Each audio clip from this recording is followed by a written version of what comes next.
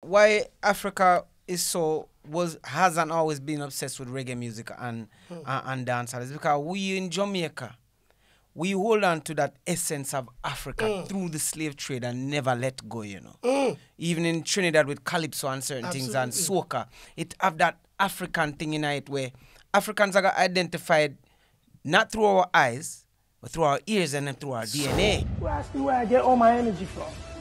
From the stage to the studio and to my desk. I am the energy god. And you can be one too. You're listening to Adeshokbe Live, the Afrobeats podcast. Welcome, ladies and gentlemen, boys and girls, to another edition of Adeshokbe Live, the official Afrobeats podcast. Here in the studios, the Afromedia studios in London, where we break down the hot topics in the culture.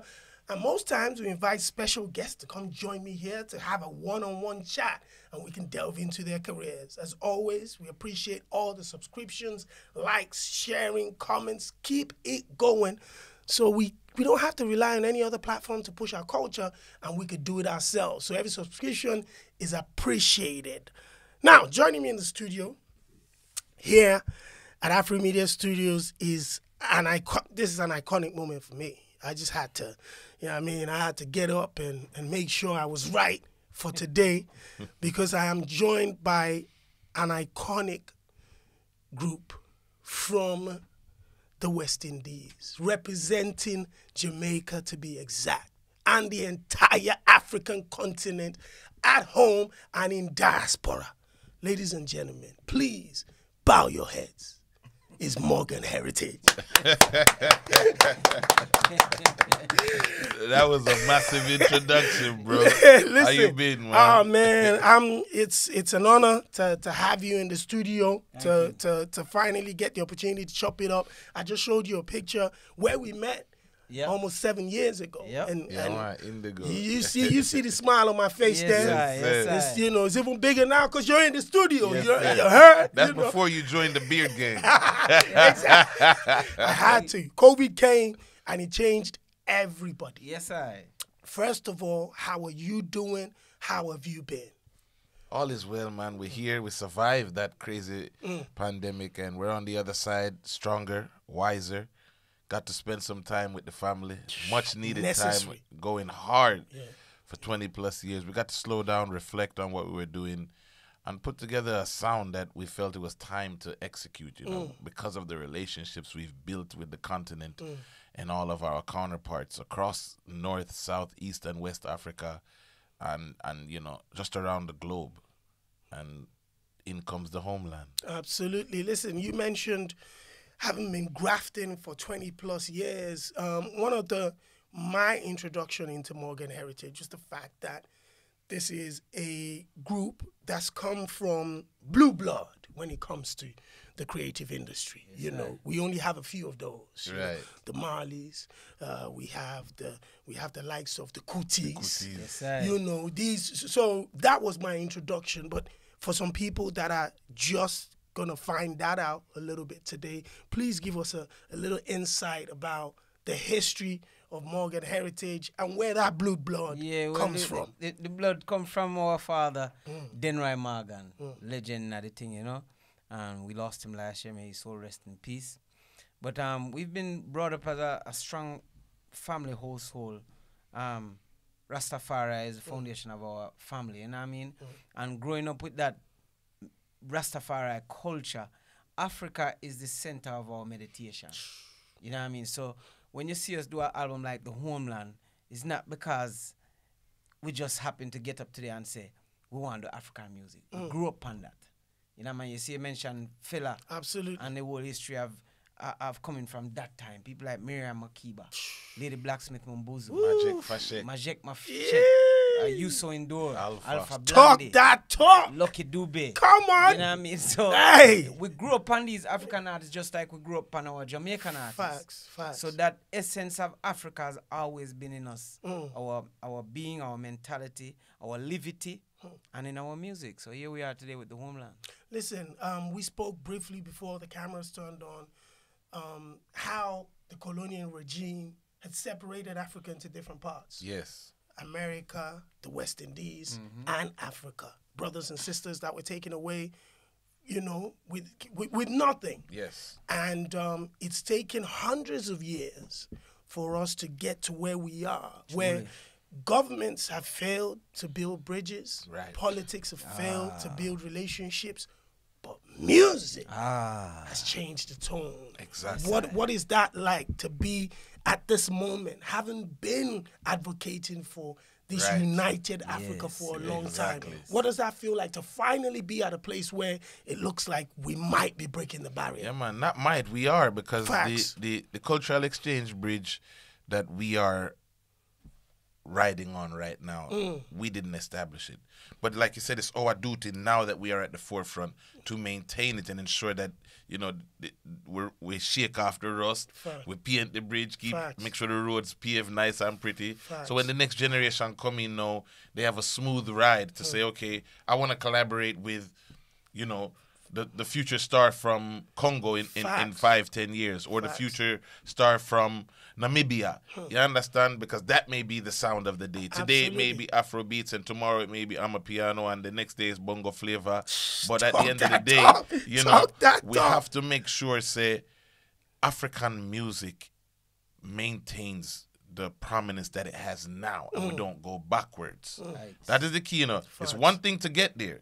It's another thing to maintain. Facts, absolutely. Listen, a lot of us grew up listening to reggae dancehall. I listened to everybody from Bob Marley, Yellow Man, to Shabba, Buju, Top Cat, Super Cat. The list goes on. Morgan Heritage. We've listened to everything growing up. And at a point, dancehall music had the world in a chokehold. Yes, sir.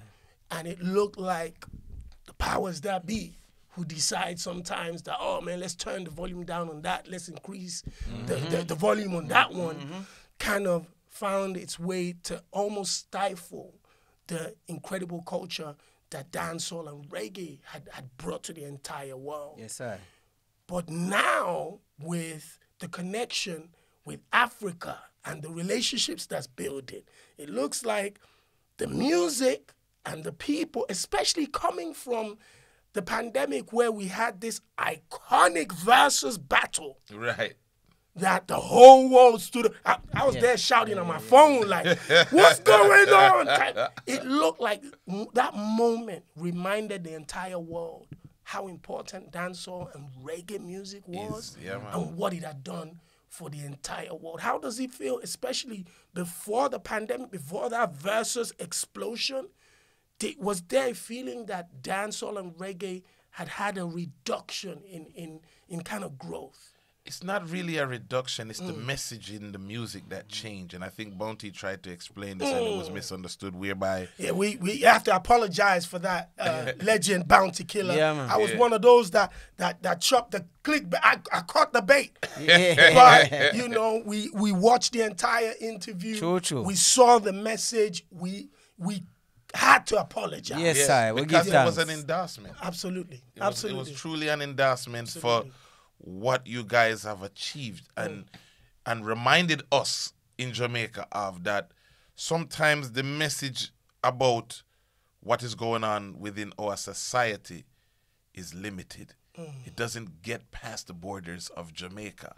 And when you lighten the tone of the message and go back to when Shabba would say ting-a-ling-a-ling, school bell ring, all of a sudden it becomes fun and playful and palatable. So you guys are, when it comes to the messaging in the music, are taking us back to an essence that we need to capture. Dancehall music used to be about fun. Absolutely. Reggae music has always been about love.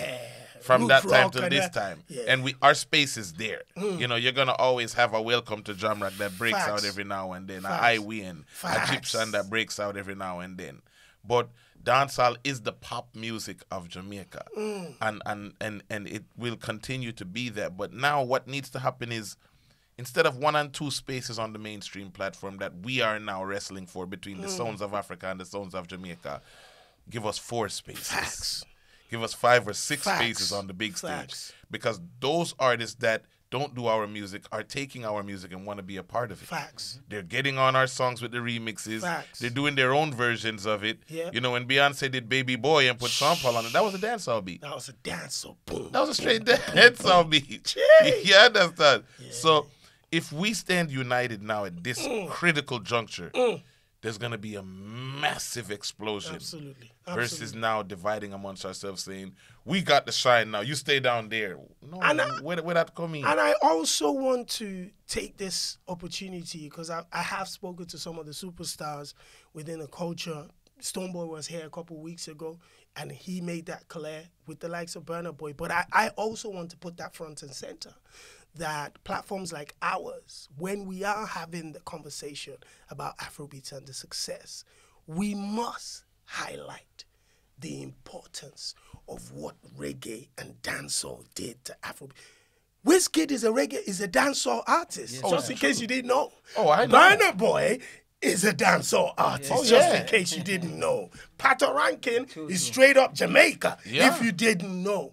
This was the elements that we grew up with. So what we're now calling Afrobeats and the artists that we are celebrating are still flying the flag of reggae dancehall music. Of course.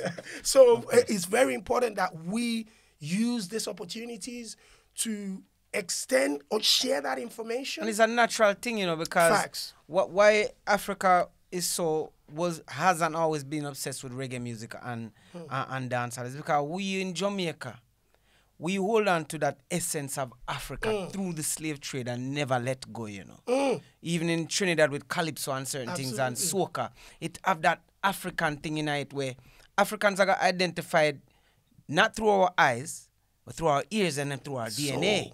So that's why, you know, you would say Wiz is originally a dancehall artist. It's the energy. It's the vibration. You know what I mean? And the foundation of reggae roots music is Africa. It's the 1, 2, Naya Bingi. Africa that come from. It's not we create that in the West. No. So when Africans embrace it and love it, like I said, we grew up on this. Is your music same way? You know what I mean? So when we do that cultural exchange with the sounds of Africa and the sounds of the Caribbean, is one music. It's one wheel a turn. You know what I mean? So we, the artists and the people, the podcast people, the radio hosts, we have to eliminate that divide now, because sometimes it's the media push it in. Absolutely, I agree completely. Because I've listened to artists like Davido's new hit record. Perfect example. That's not Afrobeats. Yet it's #1 on the Afrobeats chart. And they would look at a Morgan Heritage record and said, oh, it's not African enough to be on the Afrobeats chart. No matter how successful it is, it's not African enough to be on the Afrobeats chart, but yet you can take it. Was that what you heard? Yeah. Was that the record? Was that the record with Bounty Killer and Stoneboy? Yeah. Nah, that's impossible. Yeah, no, it's the truth. No, but the crazy thing because about that's an Afrobeats record. I know, me and you know that. That's an Afrobeats record. Plus, it has an Afrobeats artist too. My brother, you take us a record like Wacha Nikupende from the album featuring Otili Brown from Kenya. Yeah, from Kenya. Who on a reggae platform is gonna play that? We're singing in Swahili. Let's be honest now. Man. But the thing is that we hope that we can shine a light on Africa as a continent that offers so much variety, and take Afrobeats as a catalyst and a pioneer, as a door opener. You understand? Don't put everybody under that. Don't put everybody under that. Because we're learning that. Davido clearly said that this is I'm a piano record. Facts. Yeah, without a doubt. I said it over a year ago that, you know, I'm a piano got next. I see something coming. And here it is here. If Justin Bieber or Ed Sheeran did Who They Like You, they would gladly put it on the Afrobeats charts. For sure, so we are still kissing the rump of the colonizers. Because Justin Bieber go on Essence record. And they didn't say it was now a pop record. They said Justin Bieber is doing Afrobeats. So we as Jamaican know, no, that's not African enough. You think? What do you mean if we think? It's just a mindset. I'm stunned with that. Of course, but I mean, as a leader in the space, we can change that, you know, because collaboration is the title of the record, Who They Like You, is broken English. Yeah, That that's what we speak in instantly- deep country That's how we speak Jamaica. in Jamaica. So It's the that's- same as pidgin. So that's basically Nigerian or Sierra Leonean Exactly. pidgin It's The English. same. That's how we speak in Jamaica, in the deep countryside of Jamaica. It's the same language, brother. Where they go? That's what we say. So crazy, if we don't highlight these things and we just sweep it under the rug, a lot of times people are speaking from an emotional standpoint and not from an educated standpoint, Yep. not from a place of facts. Right. Because some of our own Jamaicans look at us and say, "Why are you talking like them?" And we have to say, "Wait, we are We're talking talking like us. We're talking like Right. ourselves." Do you Right. remember when you go deep in St. Thomas, Jamaica, where we reside? That's how we talk down our country. That's crazy. Now, I'm kind of counting the number of the albums, man. I lost count. You know what I mean?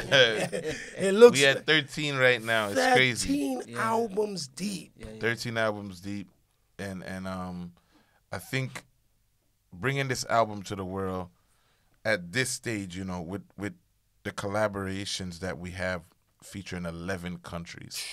I see Otile, Kenya. I see Youssou N'Dour, Senegal, Gambia. I see Stonebwoy, Ghana. I see Shatta Wale, Ghana. I see Faye Ross, Nigeria. Nigeria, Made Kuti, Nigeria. Madikuti, Nigeria. I'm like, Eddie Kenzo, Eddie Uganda. Ken, I saw my brother on 2 records. Shout out sir. Eddie, man. Yeah. You caught 2 records on that. Straight. RJ, the DJ from Tanzania. RJ, Romy Jones, my brother. I see all of that. Exactly. You know. Japreza from Zimbabwe. That's an incredible voice. I was very happy to listen to that record. Oh, man. You know. It was beautiful. And the Youssou N'Dour record, that's exactly the title of the album, The Homeland. And to have an iconic artist like Youssou N'Dour Oh, yes. add his vocals to that. Talk to me It about means a lot. It means everything. Because like you say, he's like the Godfather. You know, we would call him the king. Like we said, them say Bob Marley are the king of reggae. Today, right now, Youssou are the king. Yeah, You know, if it wasn't Youssou, it would be Fela Kuti. Facts. And people Facts. like that. Facts. So Facts. Youssou as an elder for all of us, you know, even from Jamaica and in Africa. Like when we say the homeland, who greater to endorse a statement like that other than Youssou N'Dour? I mean, especially coming from someone that crazy. looked at us 15 years ago, right? When he was doing Dakar to Kingston. And that was our first collaboration with an African artist. Wow. To show you that the journey of collaborations with African artists, It's not today. It's not today. It's not a fad. I mean, our publicist looked at us 5 years ago when we did Africa Jamaica and said, "You guys are going to be called geniuses." And we're like, "Why?" She said, "Because this wave is coming and it's unstoppable." This is before, yeah. This is before all of this.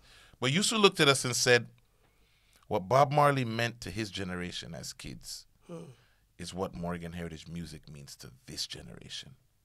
Facts. We got an ambassadorship from the mayor of Goree Island to the children of the diaspora. Certificate in our parents' house to say it's your duty now. Facts. Because we were selling out stadiums in Facts. Africa, still do today. Facts. That we need to reach out to other people, other creators, and tell them that Africa awaits its creators. Facts. Come back and contribute. You will find great fortune at home. Absolutely. Great success is waiting for you at home. All the platforms that we can create and all the opportunities that we want to make a reality. Just come at home and do a fraction of that, and you will be surprised. Akon has been screaming it from the top of the mountain. For a long time. So we're just playing our part. You know, as children of the diaspora, it's our duty to do what we are doing. Absolutely. By bringing the legends and future legends together, by bridging the generational gap. Yep. When you put a Faye Ross and a Otile Brown and a Maki 2 and Ice Queen Cleo alongside Alpha Blondie and a Youssou N'Dour, those kids would probably never get a chance to be working in the same room. Record. Facts. Exactly. Yeah. Facts. Same thing when you look at Facts. Ayak Tain and a busy signal, a Popcorn and a Jashi alongside Shaggy. I saw Shaggy on that. Bounty, Yeah. Beanie Man. Shaggy and Beanie is on one record. They've never done a record together in the No history. way. Two of the giants of Jamaican I saw that music. record. I'm like, so they've never collaborated? Never. God damn. We've been with several DJs and we're trying to find it and it doesn't exist. Not yet. I haven't found it. Wow. So not only are you connecting with the diaspora, you're also building bridges back home in Jamaica. Oh, yes. 100%. Oh, That's yes. what it's about. Legends work with legends. So it's future legends and existing legends collaborating together. I saw during the pandemic, you know, when we were all at home just watching TV, I was just watching this German TV channel. I can't remember. They showed documentaries on it. And later on, they just started showing a concert somewhere deep in Germany. And I'm hearing the rock reggae. I'm seeing like 70, 80,000 people.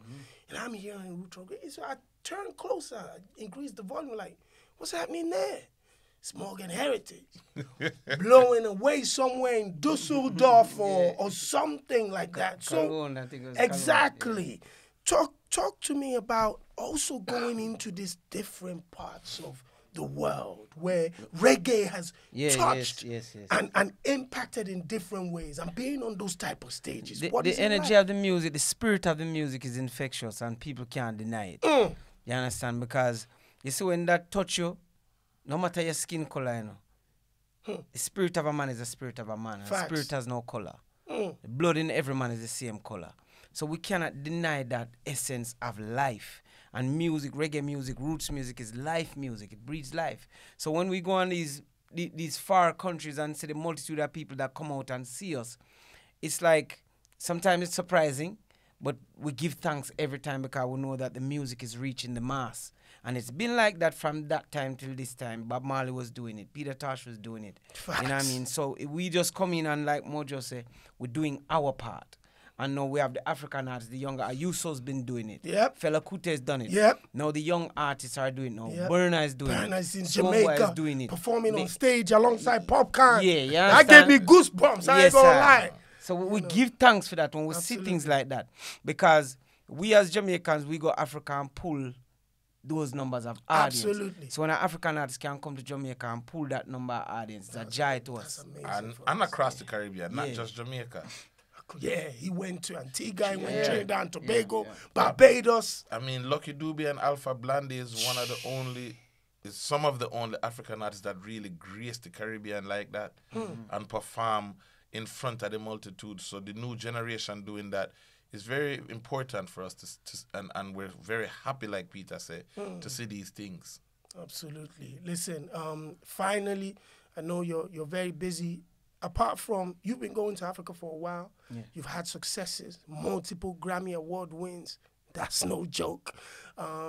This album, in my opinion, will be in those categories that people will look at internationally. Right. Not because of the quality of the music alone, but I believe that the efforts of the music, the musicality, the collaborations, the difference that you bring together, I think is going to be in those corners. Finally, what is the plan for Africa coming from this album? Are we gonna we're gonna have to attack it again? Yes. So the plan is to treat Africa like Europe and not America. We're not gonna go to Africa to do one show and leave, or 2 shows and leave. We want to go. This week we're in Lagos. Next week we're in Accra. The next week we're in Zambia. The next week we're in Nairobi. Then Kampala. Then Addis Ababa. But consecutive touring across Africa is our mission. We've been working on it heavily throughout the pandemic. We tried to push out our head last year, but things wasn't as solid as we wanted it to be, and the fans were ready. The fans were like, yo, what happened? You announced the tour. Let's do it. So we're working with, you know, a brother by the name of Rudy Kwache that, from Ghana. Yeah, from Ghana, that works with the Afro Nation team there to produce that event, and the whole Rave Media team. And we believe that the homeland now solidifies the concept. It's not just us being as successful as we are in the content that makes this possible, but now there is a body of work that clearly indicates that, okay, these guys are going to be touring the continent really soon. So we're going to be announcing it on social media, of course, at Morgan Heritage, on Twitter, Instagram, Facebook, and Morgan Heritage Official is the Twitter, and, you know, morganheritagemusic.com for all things Morgan Heritage. Absolutely. Listen, once again, I'm honored that you came into the studio. Congratulations on this incredible piece of work. Thank you. And most importantly, thank you for the work that you've been doing in building this bridge. The music that you've made has been part of our lives. And to see you walk and talk the talk It's also very emotional for us to see. Ladies and gentlemen, on the Afrobeat podcast for the first time, and of course, will not be the last time. It is the iconic Morgan Heritage. Yeah, yes, Rasta. Peace, and we out.